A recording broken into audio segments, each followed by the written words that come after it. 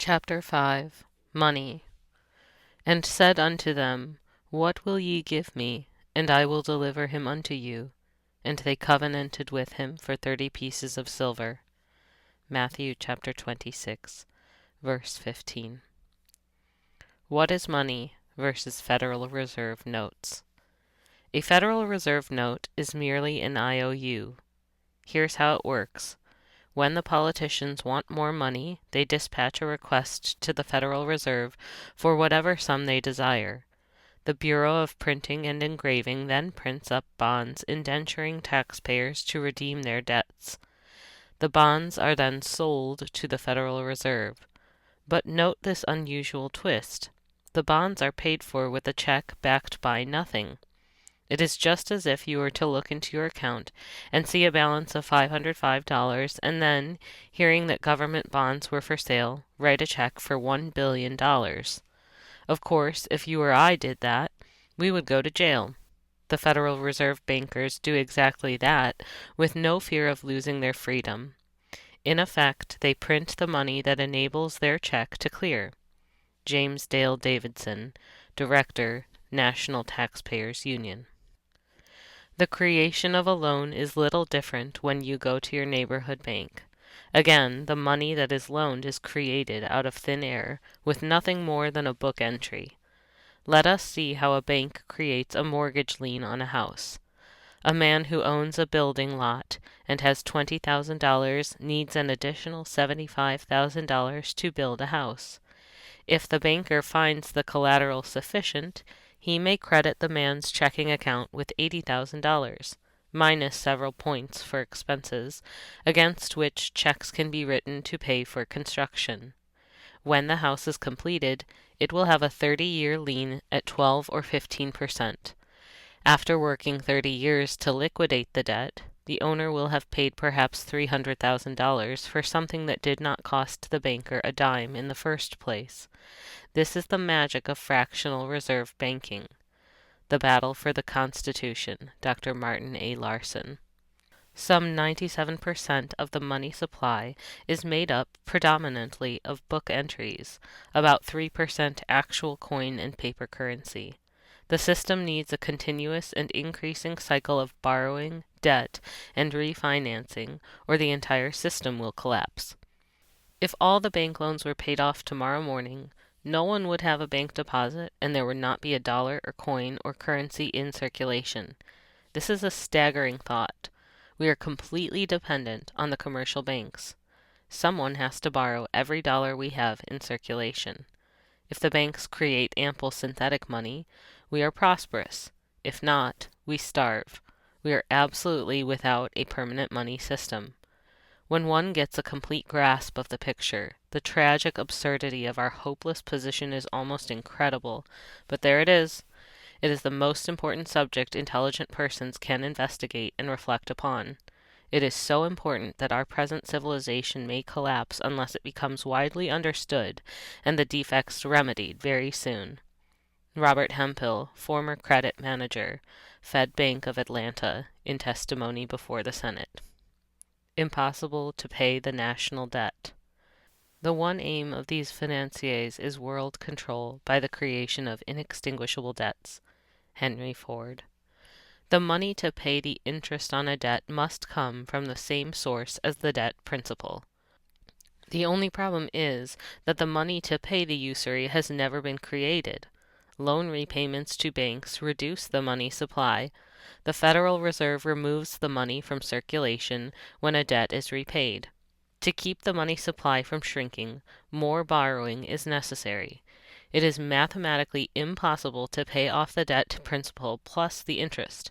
In your attempt to avoid the day of reckoning, you are forced to take on increasing amounts of debt to pay not only the principal of the debt, but the onerous interest. Your debt escalates until you are forced into bankruptcy. This phenomenon is not unique to government borrowing. It also applies as well to individuals and businesses. We need to recognize the perils of a private sector debt that is now at least 5 times greater than that of the federal government's debt. A myth we live by, The reason we have a $6 trillion national debt and $17 trillion private debt is because people, government, and business have spent beyond their means, right? Wrong. The fact is, our monetary system guarantees that debt must increase regardless of what people, business, or government do or do not do, whether or not they balance their budgets.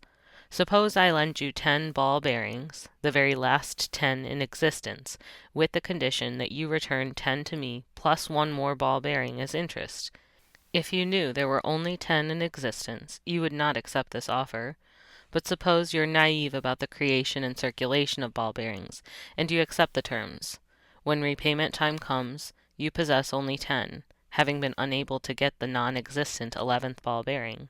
You lose your house, which was pledged as collateral. A silly story, you say. No one would do that. Don't be so sure. Our monetary system works the same way. Another example. Suppose you deposit $1,000 into a bank at 10% compound annual interest, which means that each year you will make interest on the interest. In 145 years, you will have over $1 billion, an exponential growth of 1 million times. The moral.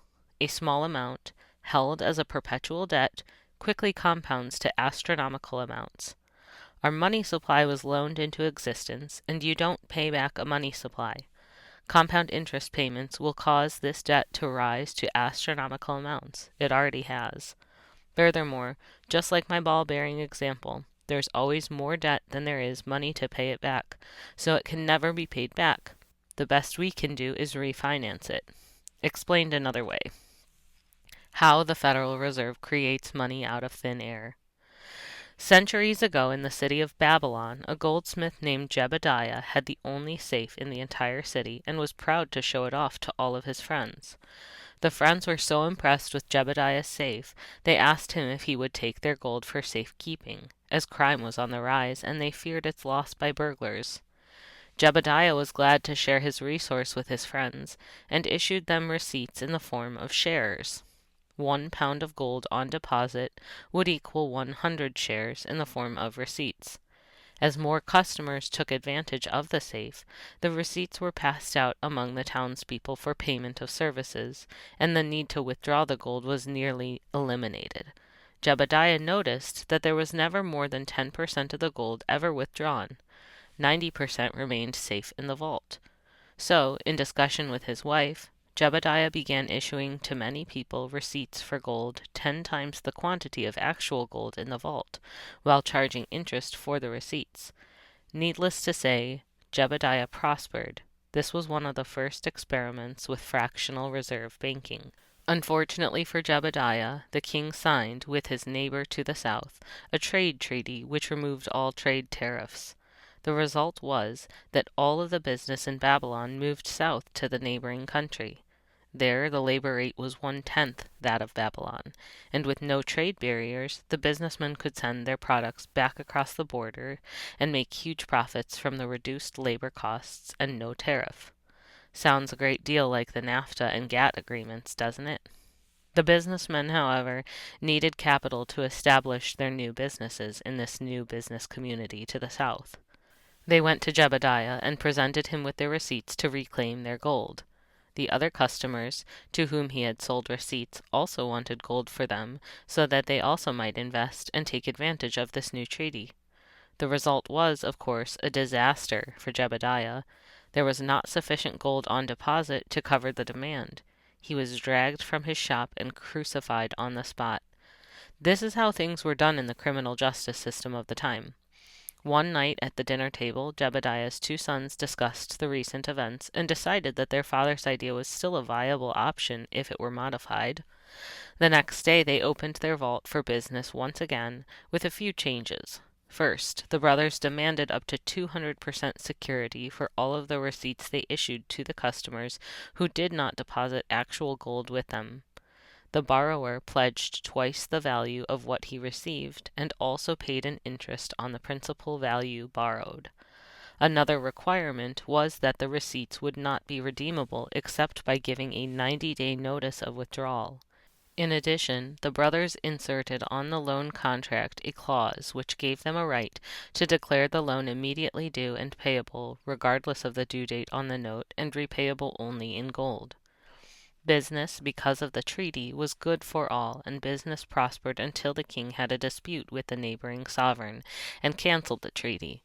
The brothers began calling in the loans, foreclosed on all security, liquidated the securities at a discount for a profit of 60%, and were still able to deliver to the depositors all of their gold within 90 days, per the deposit agreement. They grew rich beyond belief and began to branch out to other towns and countries. They were the world's first fractional reserve bankers, and the business plan hasn't changed substantially for centuries. This is how the Federal Reserve Bank and all of your local friendly bankers operate today. Now you know how the system of fractional banking works and how destructive it has been to any nation that has been foolish enough to permit it. Fractional reserve banking has been scientifically reconstructed for the present needs of today. The receipts are now legally determined by our government to be a replacement for the gold. If you look closely at your money, you will notice that it is a Federal Reserve note. A note is a debt instrument. In the past, the receipt was an acknowledgment of the banker's debt to you, and the gold you had on deposit was payable on demand. Your money, note, has no such payable on demand notice on it, and all you will receive from the bank on payment demand is a blank stare. What we have now is a debt instrument being used to pay off other debt instruments. When you make a loan, the money that you borrow is on ledger as a credit to your account by a journal entry on the creditor's record. If you wrote a check on the account and deposited that check in another bank, Bank 2 considers this new money, and it can lend against that deposit at a 10-to-1 ratio. If Bank 2 lends this new money to another individual who then writes a check on Bank 1, Bank 1 lends against this deposit at the same 10-to-1 ratio, and the multiples of 10-to-1 go on and on and on to infinity. The courts or Congress have never repealed that provision in the Uniform Commercial Code, but go stone-cold deaf and blind to the use of the Federal Reserve notes to pay off debts. When you mortgage your home for a loan by executing a mortgage deed, whether you receive a credit on your account or are given the cash, Federal Reserve notes, you have given the bank something of value, your promise of labor, in return for nothing of value. All across the country, property owners are having their mortgages canceled because they can prove that no equal consideration was given for their support of the mortgage. The banks are scared to death you will find out about this fraud. When a government owns the press and can print an unlimited number of worthless notes and can borrow with no limit on the notes it legalizes, there is no need to tax the citizens. The only reason for the government to go through the ritual of taxing you is to control you. The sole purpose of the tax they exact from you is to get all of that worthless paper out of circulation.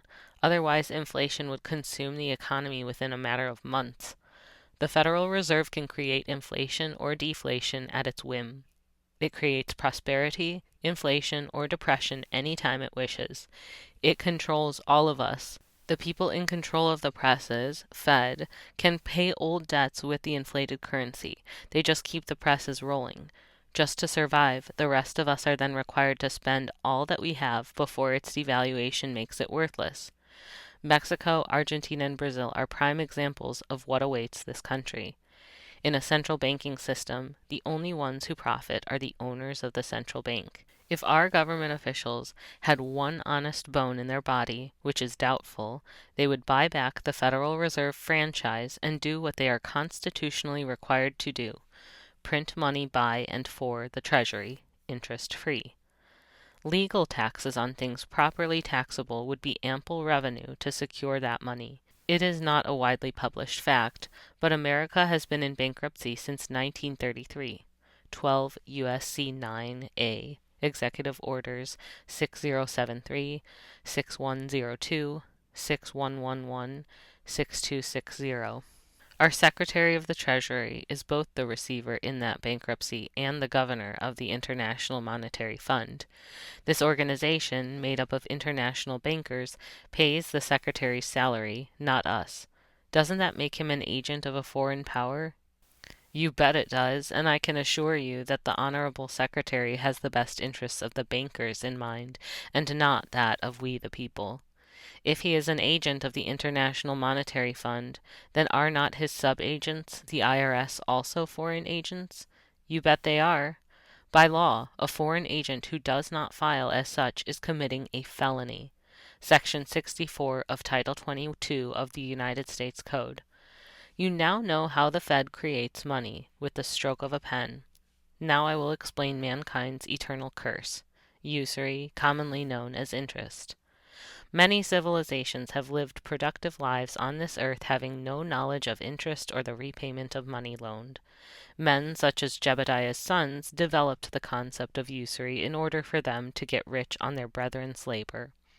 Usury is illegal in the Muslim world and punishable by death if detected. Outlawed in Europe and other continents for over 3 centuries, the penalty for anyone charging interest was severe. Sometimes the death penalty was administered to those lazy and greedy loan sharks who wished to inflict usury on their neighbors. How I long for the good old days once again. William Patterson, an English banker, coined the term interest in the year 1694. The Crown, in need of additional revenue sources, gave license to Patterson to form his private bank. The Crown would authorize the money and the credit provisions of usury for the innocent English citizen. This is a fair representation of what happened next. The first month that Patterson opened his bank, he made loans to 10 farmers who needed the money to buy seed stock, livestock, and supplies. The farmers borrowed £100 for 1 year at an interest rate of 6%. That was simple interest, as the concept of compound interest had not as yet been visualized. After 1 year, the farmer was required to repay the £100 plus the interest of £6. The only problem was that Patterson had created only £1,000, and some of the farmers, although able to repay the original £100, were unable to come up with the additional £6. They tried to borrow it from some of the other farmers, but they too were having difficulty trying to find the interest. One of the farmers had died, and Patterson had taken the farm as security for the loan. The deceased farmer's family had used some of the money to live on, and was holding on to the rest of it because now they had no provider. So, in the village, there were some of the farmers who were able to sell products or services to the deceased farmer's family for some of Patterson's money, and to repay the loan principal and interest. There were 6 farmers who could not come up with the interest. Patterson foreclosed on their farms and, under the protection of the Crown, for the King's unlimited credit, became the first central bank. Patterson realized that if he did not create any more money than he loaned out for the debt interest of the borrower, a large percentage of his customers would not be able to repay the loan, and he could take their property at great profit to himself. If you were to take this example and apply it to our present time, multiplied by the trillions, you can quickly see why the national debt will never be repaid. The money for the repayment has never been created. And if they were to print money for it, that created money would have no money created to pay it off. This monstrous system is perpetual in its destruction. It has destroyed entire nations. The time has come for we the people to understand the system and demand a stop to this dishonest finance forever. I prepare many bankruptcies each year. The large majority of these are the result of credit card purchases and abuse. The interest on the debt compounds itself, and the lender loves it when you pay only the minimum payment each month. Once caught in the interest trap of credit cards, the only way out for many is to file bankruptcy. But Congress has passed new legislation that will not allow for an individual to remove his credit card debt through bankruptcy. Credit cards should be made illegal, and our nation must return to the honest and constitutional no-interest treasury note, or we will not survive into the new millennium as a free people. At exactly 6:00 p.m. on December 23, 1913, 3 United States senators who had been recruited by Colonel House to commit treason voted into law the Federal Reserve Act of 1913 by voice vote only. America had been betrayed. Our founding fathers must have rolled over in their graves with anger. America was on a fast track to financial destruction. At the time of the Fed's creation, there was no national debt, and now we are approaching debt in the unbelievable amount of $10 trillion. I was discussing a newspaper article with a friend who was concerned with what the paper described as the reason the Federal Reserve was going to replace the existing money with new issue notes. The reason given in the article was that Iran was in the counterfeit money business and the new currency would put an end to their plans. My friend believed that the paper was correct in the given explanation, that if this were not done, the phony money would wreck our economy. The newspaper and my friend would have been correct if the Federal Reserve notes were indeed backed by gold held by the Treasury. But the Fed has no such gold reserve requirement, and the Iranians don't charge us any interest for the money they print. The Federal Reserve charges us 100% of the face value of the currency printed, which costs them 9/10 of a cent regardless of the face value amount, and Federal Reserve notes give no consideration in return. Heaping on us another indignity, we are charged an additional surcharge of 10% for every dollar of our money they print.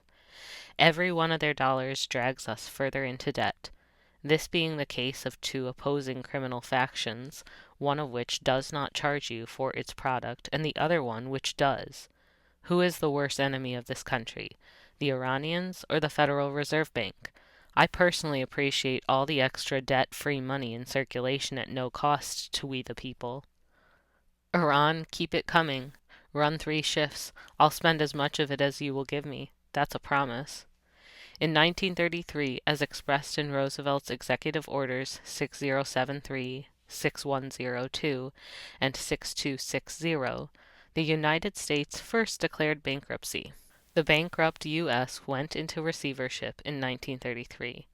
America was turned over via receivership and reorganization in favor of its creditors. These creditors, the international bankers, from the beginning stated their intent, which was to plunder, bankrupt, conquer, and enslave America, and return it to its colonial status.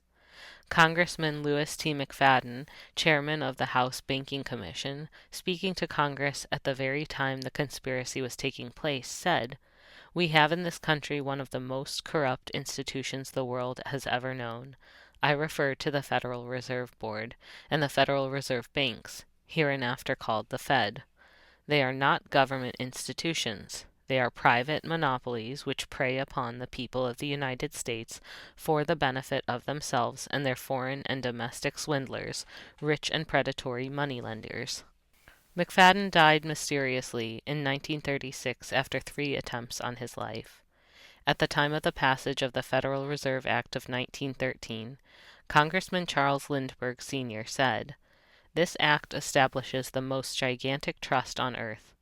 When the President signs this act, the invisible government by the money power, proven to exist by the money trust investigation, will be legalized.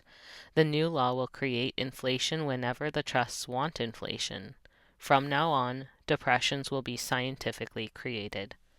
And then we have an admission from Franklin Delano Roosevelt in a letter to Colonel Edward Mandell House, the chief architect of the Federal Reserve Act and the fraudulent 16th Amendment, revealed in the intimate papers of Colonel House. The real truth of the matter is, as you and I know, that a financial element in the large centers has owned the government of the U.S. since the days of Andrew Jackson. History depicts Andrew Jackson as the last truly honorable and incorruptible American president. At least I must give FDR some credit in admitting that profound statement. The shame of it is that it is still true. If we don't force Congress to rectify the matter soon, the whole house of cards is going to fall down around our heads in a few short years. The inevitable result is depression or hyperinflation, the worst possible economic crisis. Those who refuse to learn the lessons of history are bound to repeat their mistakes. History is replete with examples of nations whose governments permitted private centralized banks to control and debauch their currency. The ultimate mathematical equation is complete and total bankruptcy for all but the elite few. Widespread poverty, lawlessness, anarchy, Much the same environment as paved the way for the Second World War is being visited upon us again, and by the same people. When, not if, our own economy collapses, the people will accept anyone, even a despot like Hitler, who claims he can save you from financial ruin. The international bankers have historically been responsible for crisis after crisis and have invariably had their man waiting in the wings with the solution for the problem they created. In the case of the federal government, we can print money to pay for our folly for a time, but we will just continue to debase our currency, and then we'll have financial collapse. That is the road we are on today.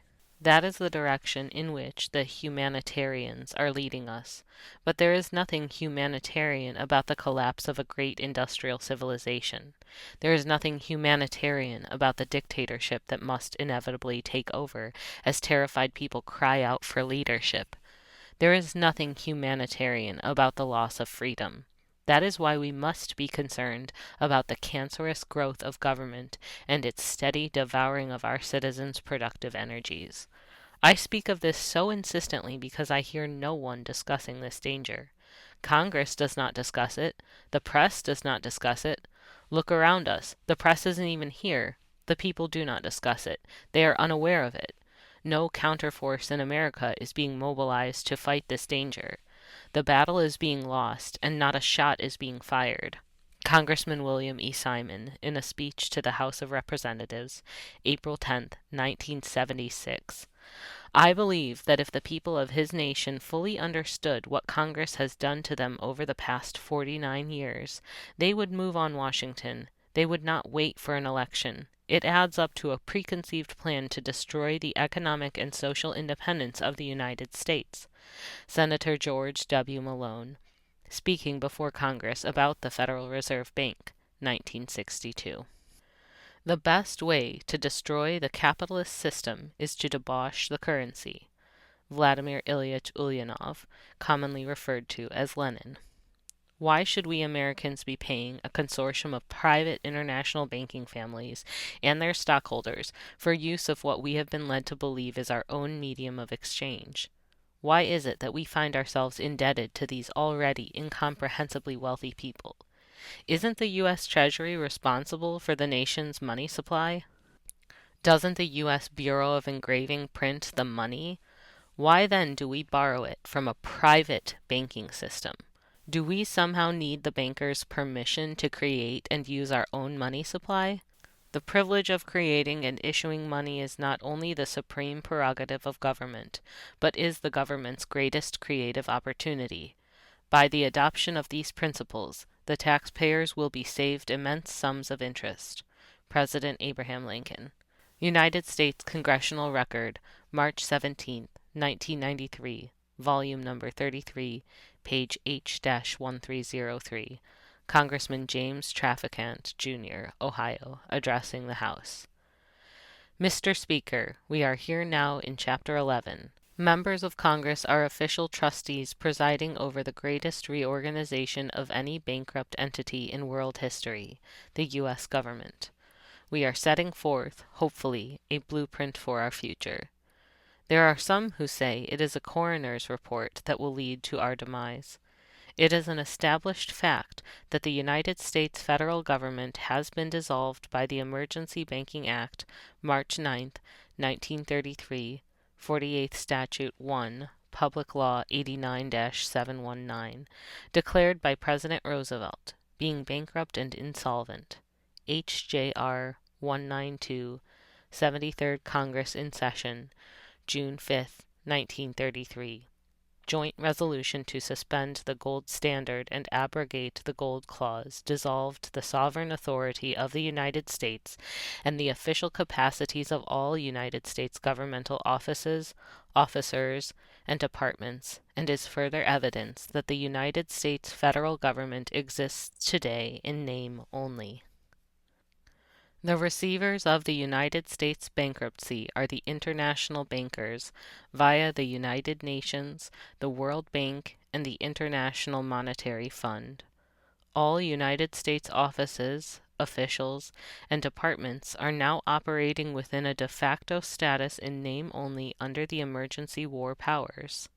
With the constitutional republican form of government now dissolved, the receivers of the bankruptcy have adopted a new form of government for the United States.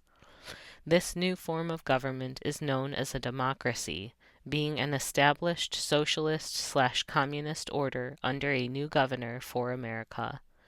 This act was instituted and established by transferring and/or replacing the office of the Secretary of Treasury to that of the Governor of the International Monetary Fund.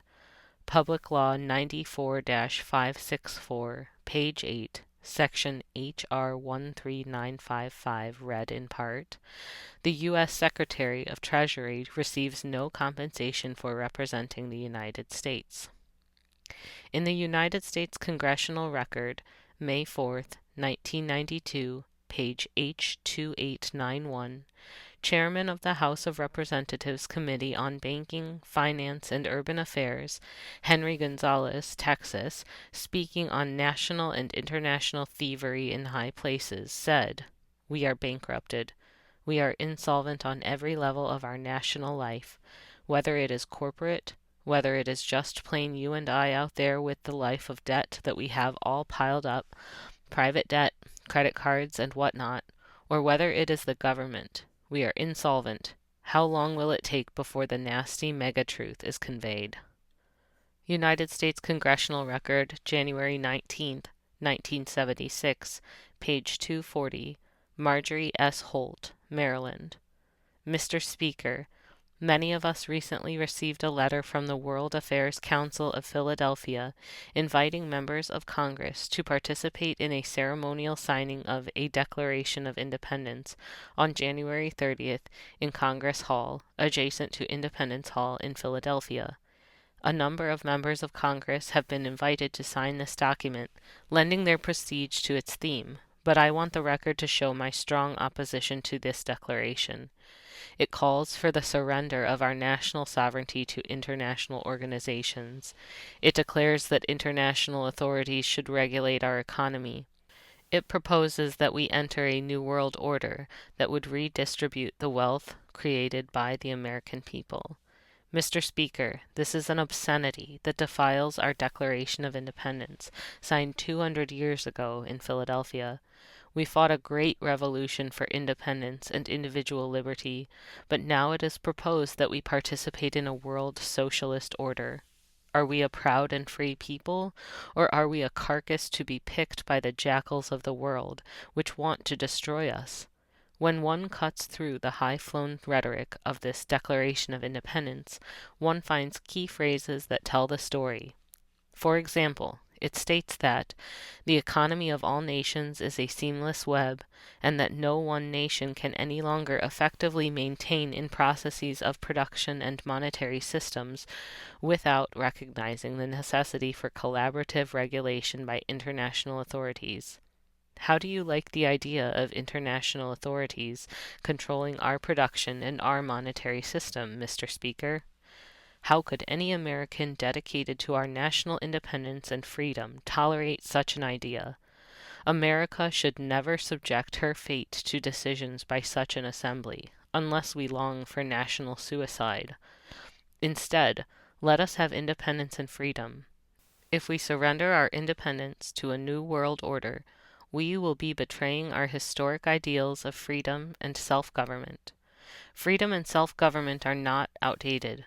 The fathers of our republic fought a revolution for those ideals, which are as valid today as they ever were. Let us not betray freedom by embracing slave masters.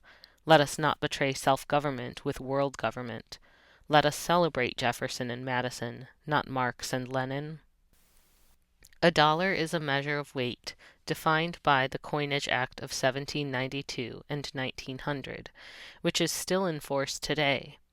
A dollar specifies a certain quantity, 24.8 grains of gold, or 371.25 grains of silver. In Black's Law Dictionary, 6th edition, dollar, the money unit employed in the United States of the value of 100 cents, or of any combination of coins totaling 100 cents.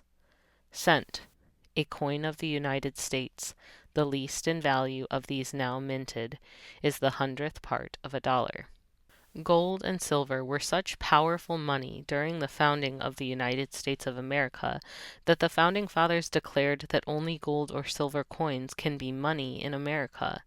Since gold and silver coinage was heavy and inconvenient for a lot of transactions, they were stored in banks and a claim check was issued as a money substitute. People traded their coupons as money or currency. Currency is not money, but a money substitute. Redeemable currency must promise to pay a dollar equivalent in gold or silver money.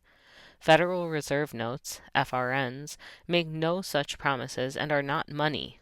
A Federal Reserve note is a debt obligation of the federal United States government, not money.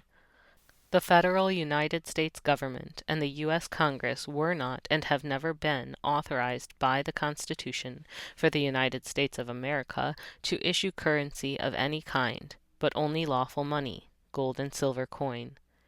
It is essential that we comprehend the distinction between real money and paper money substitute. One cannot get rich by accumulating money substitute. One can only get deeper into debt. We, the people, no longer have any money. Most Americans have not been paid any money for a very long time, perhaps not in their entire life. Now do you comprehend why you feel broke? Now do you understand why you are bankrupt along with the rest of the country? Federal Reserve notes, FRNs, are unsigned checks written on a closed account. FRNs are an inflatable paper system designed to create debt through inflation, devaluation of currency. Whenever there is an increase of the supply of a money substitute in the economy without a corresponding increase in the gold and silver backing, inflation occurs. Inflation is an invisible form of taxation that irresponsible governments inflict on their citizens. The Federal Reserve Bank, who controls the supply and movement of FRNs, has everybody fooled. They have access to an unlimited supply of FRNs, paying only for the printing costs of what they need. FRNs are nothing more than promissory notes for the U.S. Treasury securities, T-bills, a promise to pay the debt to the Federal Reserve Bank. There is a fundamental difference between paying and discharging a debt. To pay a debt, you must pay with value or substance, i.e. gold, silver, barter, or a commodity.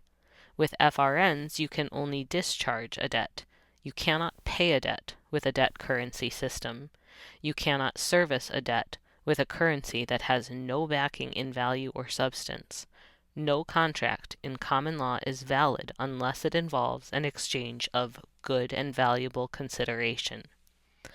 Unpayable debt transfers power and control to the sovereign power structure that has no interest in money, law, equity, or justice because they have so much wealth already. Their lust is for power and control. Since the inception of central banking, they have controlled the fates of nations. The Federal Reserve System is based on canon law and the principles of sovereignty protected in the Constitution and the Bill of Rights. In fact, the international bankers used canon law trust as their model, adding stock and naming it a joint stock trust. The U.S. Congress had passed a law in 1873 making it illegal for any legal person to duplicate a joint stock trust. The Federal Reserve Act was legislated post facto to 1870, although post facto laws are strictly forbidden by the Constitution. 193. The Federal Reserve System is a sovereign power structure separate and distinct from the federal United States government. The Federal Reserve System is a sovereign power structure separate and distinct from the federal United States government.